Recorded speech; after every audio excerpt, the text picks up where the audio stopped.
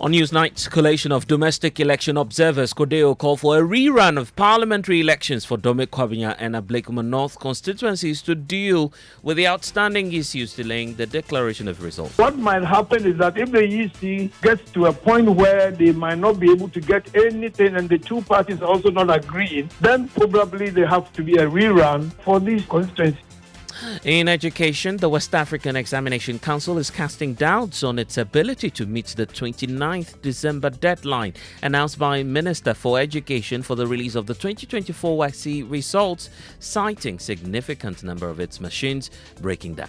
If monies are made available for us to be able to get the machines fixed, we'll recall all staff and then all hands on deck. We are sure we'll be able to meet that deadline. But for now, I doubt if we can make it.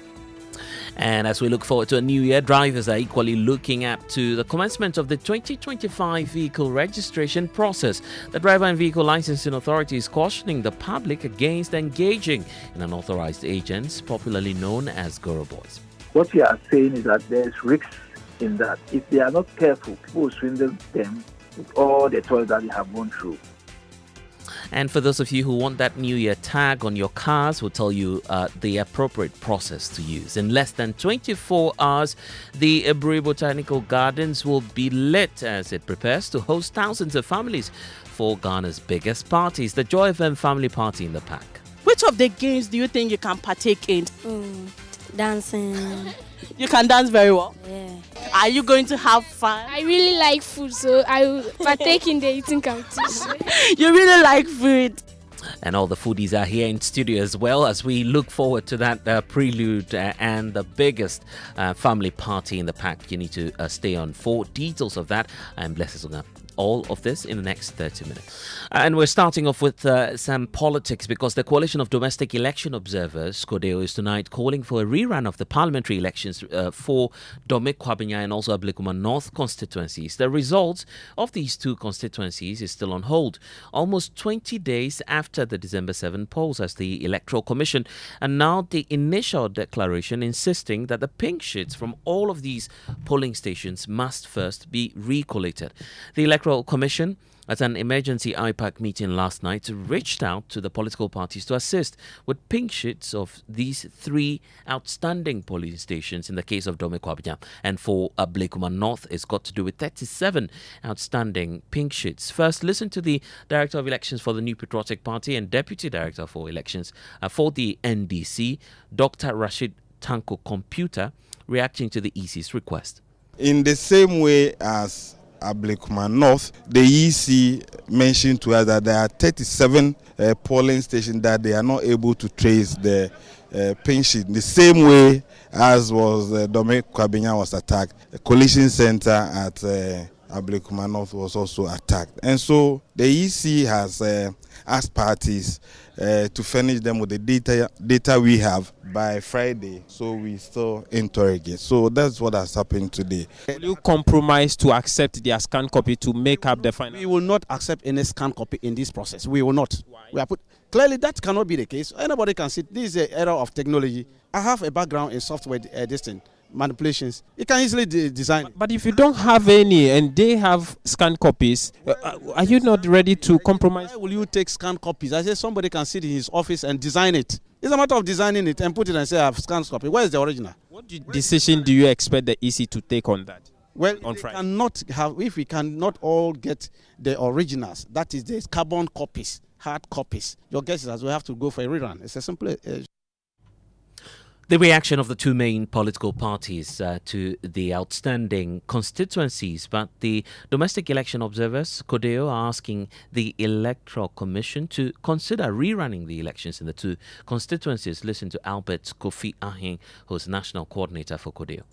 In the case of the other one, which is the Dome-Kwabenya, I think they have a similar problem as well. I did a small research by contacting my people, if they could also, be able to produce something by way of record. And unfortunately, the lady who was sent there had to run away because of the problem that, existed there. So what might happen is that if the EC gets to a point where they might not be able to get anything and the two parties also not agreeing, then probably there have to be a rerun for these constituencies. The EC is supposed to have their copies. But for example, if the EC's copy, like what happened? If there was a pandemonium, there was an attack or something, and the whole place, like, I'm told some ballot boxes have been ransacked and burned. If they had these copies in there, normally the EC would want to put the results in a tamper-proof evident envelope. So in the melee, in the case of maybe those areas where there was pandemonium, the EC might lose them. What do we do? If they have it,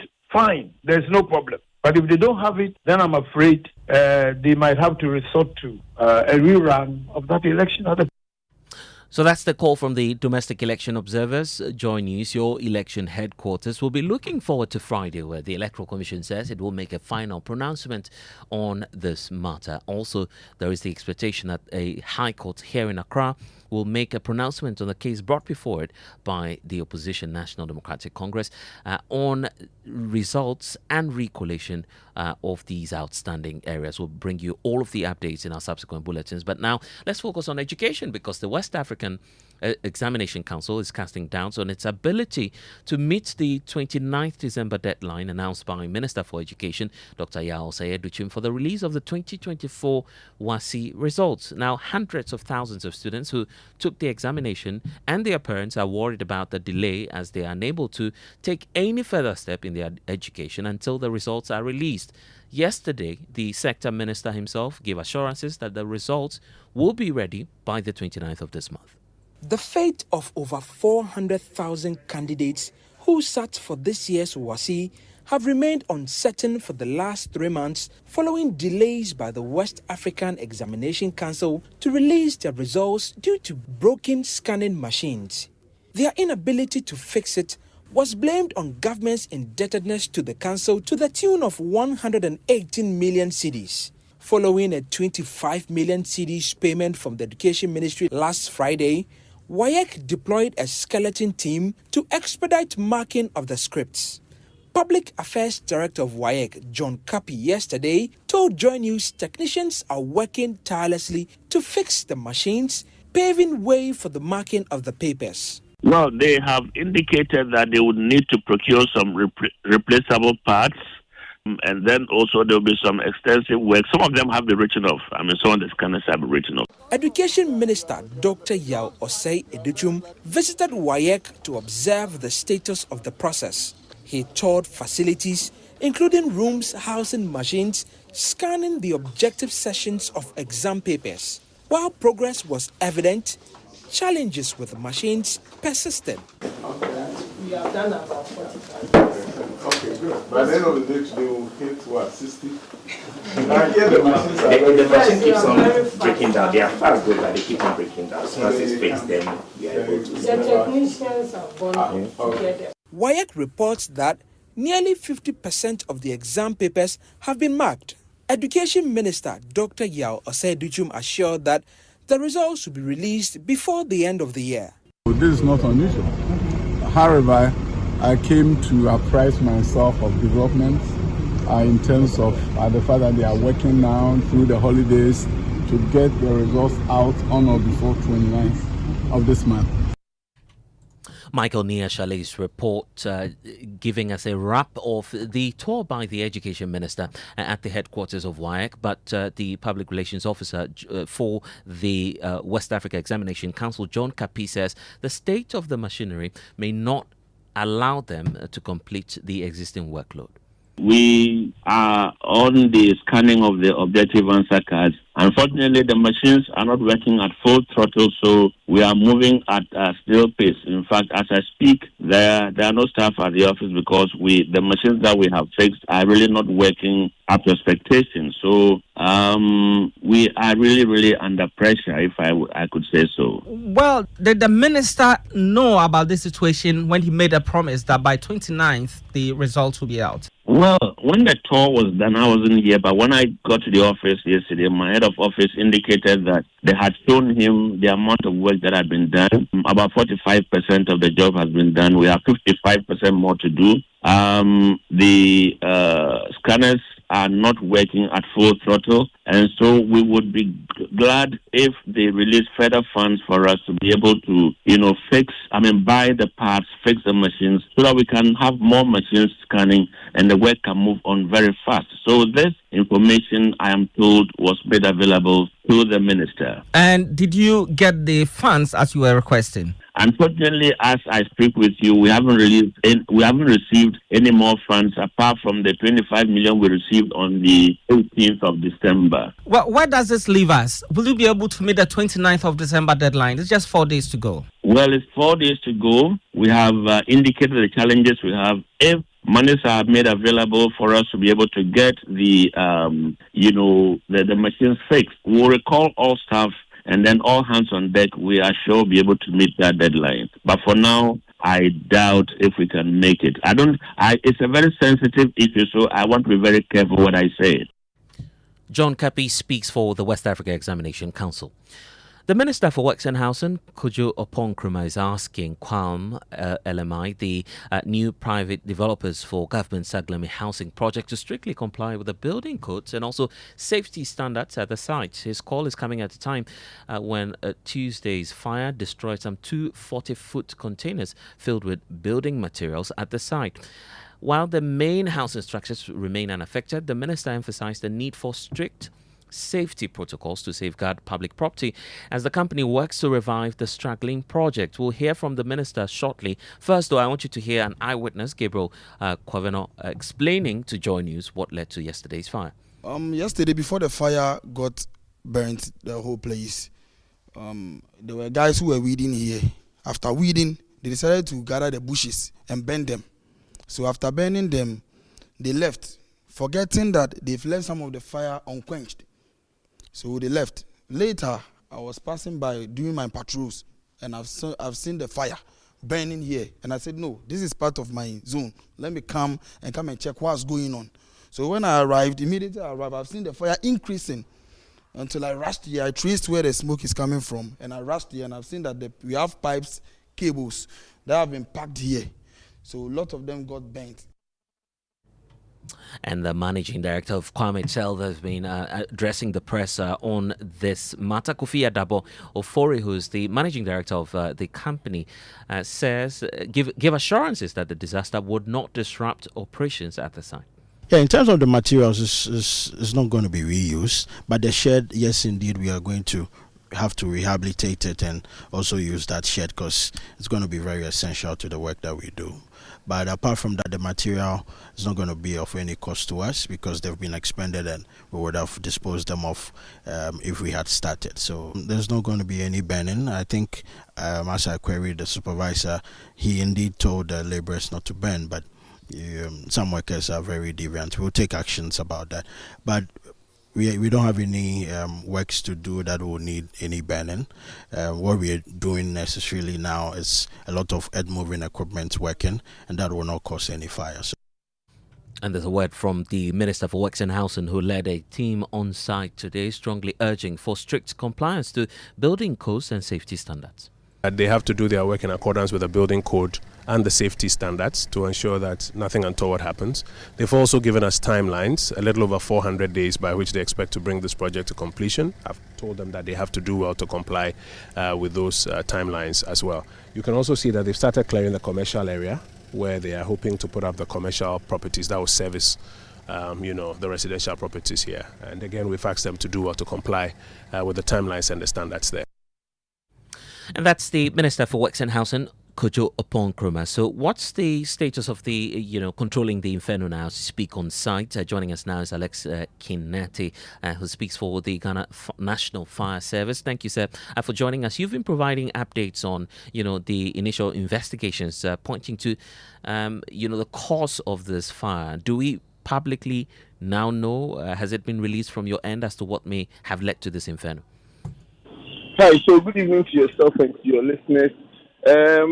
So as rightfully said by the eyewitnesses, the fire started from the burning. Though it looks like that's the initial assessment, would want, as a service, would want to look beyond that and be sure if there was no other elements at play. So yes, per initial assessment, I'll attribute it to the indiscriminate burning. But then again, we'll subject it to some other investigation just to be able to come up with a very conclusive investigation. Yesterday's Inferno is just one of the numerous cases recorded in this U-tide. Do you have any advice for the public in terms of what they need to be cautious about? So I'll use the Saglemi housing project as a good example of what people should not do during this Harmattan period, bearing in mind that indiscriminate burning can result in fires. Also would implore people to, as a matter of urgency or as a matter of gesture, to try and give out fire extinguishers to loved ones as a gift as compared to the everyday convention of happening. Because fires are rife, and giving someone a fire extinguisher during this tide would be a very good gesture. Also would implore that since the kids are on vacation in our home, would involve parents to try to keep the children away from the kitchen and then keep matches far away from the reach of children.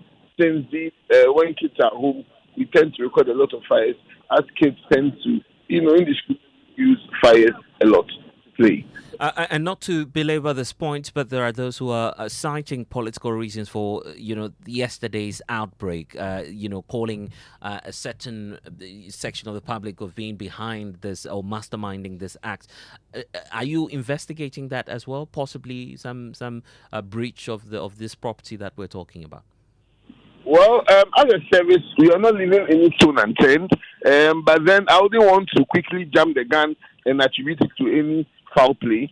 As rightly said, the initial assessment points to indiscriminate burning starting a fire. And so we are looking at all options, but then we wouldn't want to jump into conclusion that it might be politically motivated. It's a storage area where it uses electricity. So it could be anything. So we wouldn't want to toe any particular line. We are examining all of that aspects to be sure we have a very credible investigation at the end of the day. Grateful for your time here on Newsnight. And for those of you who are vehicle owners seeking to, catch the frenzy and excitement of having the 2025 number plate, there's a warning coming through from the Driver and Vehicle Licensing Authority, DVLA, which is tonight, urging the public to avoid using unauthorized agents, popularly known as Goro Boys, as it prepares to kick off the 2025 vehicle registration process on the 2nd of January. The authority warns that relying on middlemen could lead to fraud or complications in the registration process. It's assuring vehicle owners that its streamlined processes and procedures, including the use of online vehicle registration systems, will ensure a smooth and efficient experience for all clients. Here, listen to the manager of corporate affairs at DVLA, Francis Tufo, explaining earlier. Caution, especially the general public and the owners of motor vehicles, not to rely on the services of unauthorized persons or third parties to render services for them. For us as DVLA, our services are transparent. That somebody will tell you that he's busy somewhere so he can't come, and then he will give his documents to somebody else to do it for them. What we are saying is that there's risks in that. If they are not careful, people will swindle them with all the toils that they have gone through. For instance, if you know you can't even come, you can start the process at home. You can just go on DVLA, on online.dvla.gov.gh to apply. So I'm using your medium to appeal to the public, especially owners of motor vehicles, that they shouldn't trust individuals anywhere, unauthorized persons, to register their vehicles or motorbikes for them. They should come to DVLA, any of our offices, and I will assist them to do so. And for those of you who want to start off with the process, here's how. Then you have to move straight to any of the private vehicle test stations across the country with your vehicle documents, present the customs entry documents to any of the PVTS across the country for assessment and for clarification to ensure that the documents covering the vehicle are authentic or are genuine. Thereafter, after you present the same documents on the vehicle to any of our offices for customs officials or officials of the Ghana Revenue Authority Customs Division to also check, to clarify, to ensure that the documents are genuine. Then officials of DVLA will generate invoice for you. Then on the 2nd of January, which is Thursday and beyond, you just pass by to make payment of the exact amount that have been required or you've been required to pay. Then your data biometric details will be captured. Thereafter, we'll just issue you with the certificate of title, registration smart card, and then a roadworthy certificate, and all the necessary ancillaries that you will require. Then that will mark it. And interestingly, within DVLA now, it will take you less than 1 hour to have your vehicle registered. So there's no need at all for you to have that confidence in somebody you don't know, for you to lodge your documents to him or to her to do that for you. There's so much risk in that. And that's the warning coming through from the Driver and Vehicle Licensing Authority's Corporate Affairs Manager, Francis Tufo. Don't be carried away by the cars, because today is Christmas. Millions of Ghanaians today are ushering in the birth of Christ with joy, gratitude, and acts of kindness to loved ones and families. Some mark the day with church services, community outreaches, and also spending time with the less fortunate. Let's take you to the OT region, where Peter Senu spent time with some members of the Assemblies of God Church. Yes, I'm currently at the Holy Ghost Center, Assemblies of God Church, KJV, here in the OT region, where they are having their Christmas service. But I have the head pastor here with me, who want to share a few message with his congregants and other fellow followers. Yeah, I have the head pastor, Reverend Dr. Stephen Kwame with me. Good morning and welcome to Joy News. Good morning, you're welcome. How are you? I'm okay. Today's service, what is the message for the service? How is it for you? Yeah, in fact, it's good news because our Lord Jesus Christ was born into this world about 2,000 years ago, and we are here this morning to celebrate his birth. And so, exactly that, but I see some packages on the ground here. Who are they going for, and what are we doing with them? The packages, because we are celebrating, we are giving it to the vulnerable, the widows, the aged, and then also the needy. We want everybody to have a bite today to celebrate as we celebrate the birth of Christ. That's the feeling in the OT region. But down south in the Volta region, Ivy Setoji has also been giving us a sense of how people there are celebrating the birth of Christ. A lot of people, because it's Wednesday, a lot of people prefer to go to the markets, the shops, to shop, and then wait for evening to go out to celebrate. There are lots of parties in town today, starting from 6 p.m. Some have already started. And so right now I came to church with my family, so I'm going back home and go to the market and get something to prepare for my children, and so we can go back to town and also celebrate. So there's a lot ongoing today as we celebrate the birth of Christ. Obviously, a lot of excitement and fun there by Ivy Setoji, reporting from the Volta region. But in the Upper East region, we have Albert giving us some updates. In the Upper East region, we have the market day, which comes every 3 days. But because of Christmas, every day for the last 2 days looks like a market day. The streets are very busy every time you step into town. I am yet to step into town this morning because I went for a late event yesterday, and I didn't wake up very early today. But that's the mood across the Upper East region here. A lot of people will also take advantage to visit their families. And of course, Albert, there, speaking to us earlier in the morning, but we understand that the excitement is still on in the Upper East region, and same for Central region, where Eric Asante reports. I find myself here at the Ghana Secondary Technical School 1 at the converging point for one of the groups known as Supreme. Supreme! Supreme! Supreme! And I have this gentleman, he has traveled all the way from the USA just to come and celebrate Christmas here in Takoradi. What motivated you? Hey, these guys have a lot of energy here, and this is the oil city, so we want to have fun and enjoy. So were you here last year? No, we were here 3 years ago. So what are you expecting? I'm expecting fun and excitement, and to make sure that people know that we love Supreme, love Takoradi. So how different is Supreme from the various groups? Well, I think Supreme is very classy, and I love that for them. And their uniform is very, very powerful.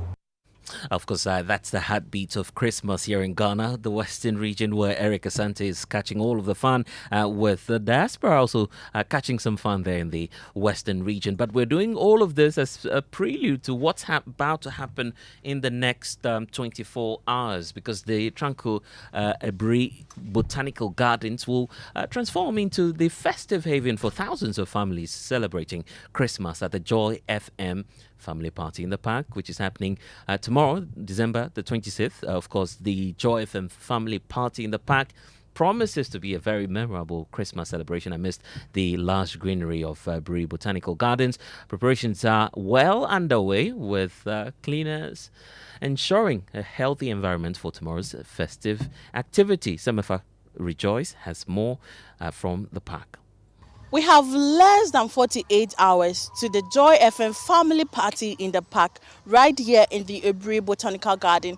Where I am standing is the lawn where the party will be taking place. I have some kids, let me interact with them. Hi, how are you doing? Right, so we have a party here on Thursday. You came here with Daddy to survey the place, see how it's going. Are you coming here? Yes, please. It will be very exciting, I think so. And what about you? Okay, so you tell me, which of the games do you think you can partake in? Singing, dancing, eating competition? Which one would you do? Dancing. You can dance very well? Yeah. Okay, so mommy and daddy said they'll be bringing you guys here on Thursday. Are you ready? Yes. Are you going to have fun? I really like food, so I will partake in the eating competition. You really like food, so you'll be taking... what about you? You tell me. Me, dancing competition. So be expecting you guys on Thursday. And of course, Semefa Rejoice, they're interacting with elated children who are looking forward to what's about to happen at the Ebri Botanical Gardens. Tomorrow, you also have the opportunity to be a part of it. Just walk over now to the front desk of Joy FM and get all of the information you need ahead of tomorrow's festive activities, the Joy FM Family Party in the Park. You want to be a part of that, and don't forget to get your ticket for a family of 6, I believe. You can get all of the information once you walk up here to Joy FM, but the excitement is also in the air for many parents, many expectant mothers who are indeed living the spirit of Christmas, especially in a very heartwarming way. At least 12 babies, we understand, have been delivered today on Christmas Day in some parts of Accra. As we speak, the Reach Hospital specifically, bringing some immense joy to the families and also hospital staff. So MFR Deti was there and has a wrap of activities. I'm going to be talking to the first new mother that I'm lucky to talk to, beaming with smiles. Nancy, Merry Christmas and congratulations. Thank you very much. It's Christmas Day and I know that you have exerted a lot of energy, but tell me the excitement about the newborn baby. Of course, this is my second born, so I'm very excited. What were we lucky with, a girl or a boy? A girl. A girl. I assume that it's Nanekia for now, but do you have a name already? No, for now, no. I mean, prior to Christmas Day like this, did you ever anticipate that you have a baby on 25th December? Oh, no. Another mother here. Congratulations and Merry Christmas to you. Merry Christmas to you too. Tell me your name. Gifty Godwin. Oh, Gifty. Congratulations. Do we have... Look, she's so cute. Is it a baby boy or a girl? Baby girl. Tell me, did you anticipate that you'd have a child today, 25th December? Yes. Did you plan it? Yes, I planned it. Oh, tell me about it. What's special about the day? Why did you want to have the child today? I've been dreaming for me to give birth to a baby on the Christmas day. So I just planned it and it works out. All right, let's talk to the midwife in charge here. Rose, it's good to talk to you. Merry Christmas. Nice talking to you too. Many happy returns. Is this something that's common that you have new mothers on Christmas Day? On most cases, we usually have mothers giving birth all throughout from 12 a.m. till the day is over. So we are likely to have more mothers coming in, and we are expecting to have more 25th babies. So far, we have done about 8 cases this morning already, including those who passed through the night. So in total, about 12. And more ongoing? Yes, more ongoing. Theatre is currently busy and we are expecting more to come. Interesting. The 12 apostles already out. We're expecting some more at the Ridge Hospital. I'm sure it's the case for many health facilities across the country. A lot of planning and plotting going on. Kofi Hayford will be continuing that on your radio later on as we continue to do the maths. But of course, lots of excitement in the air. And congratulations to all of these new parents. I wish you the very best. And Merry Christmas to all of you. Cheerful and joyful listeners. My name is Blair Sugan. Log on to myjoyonline.com. More stories there for you. Enjoy.